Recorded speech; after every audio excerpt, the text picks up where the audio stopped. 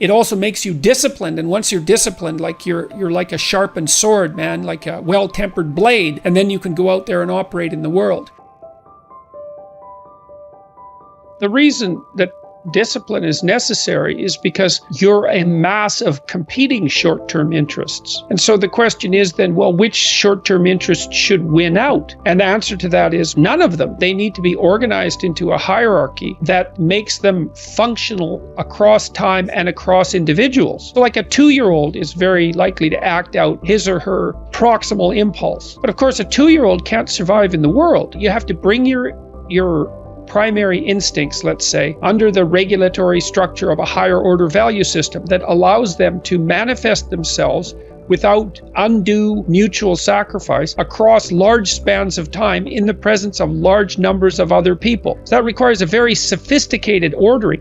A meta-narrative is necessary to unite subcultures so that they can operate peacefully and within the same space. The same thing applies within you, because you're like an internal coalition of warring single-minded tribes, and they have to all be brought under the organizational structure of long-term collective vision. And in order to do that, you have to be disciplined. And any discipline, technically speaking, is an attempt to bring all those competing short-term impulses under a larger scale and more inclusive framework. You do that, and then, well, that's actually what gives you freedom. If you're going to mess around with very complicated and dangerous matters, you should really put your life together.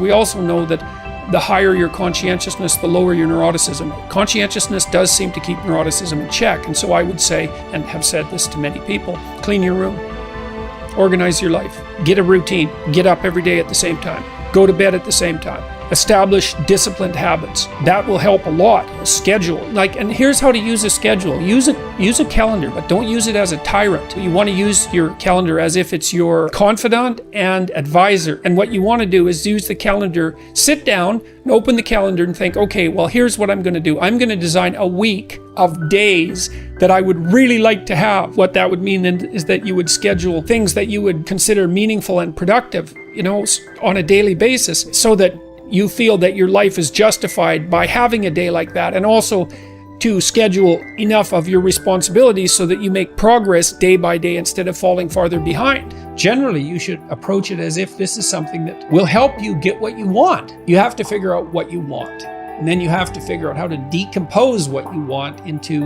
actionable steps.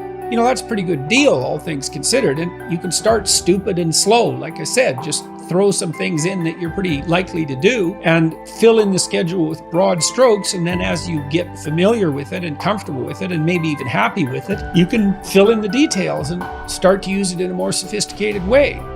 And what that'll do is, it doesn't directly affect your neurophysiology, but you react to uncertainty and the unexpected with more physiological preparedness and more expenditure of energy than the typical person. And so what you want to do is organize your surroundings, because it's a lot easier to organize your surroundings, at least to begin with, than it is to do radical reconstruction on your fundamental temperament. Generating a view of your life that consists of valued goals that you want to attain, and then steps by which those might be attained. Well, then you can ally that with a schedule, and then, not only do you know what you're doing, you know that what you're doing is moving you towards something you want, and that's rewarding.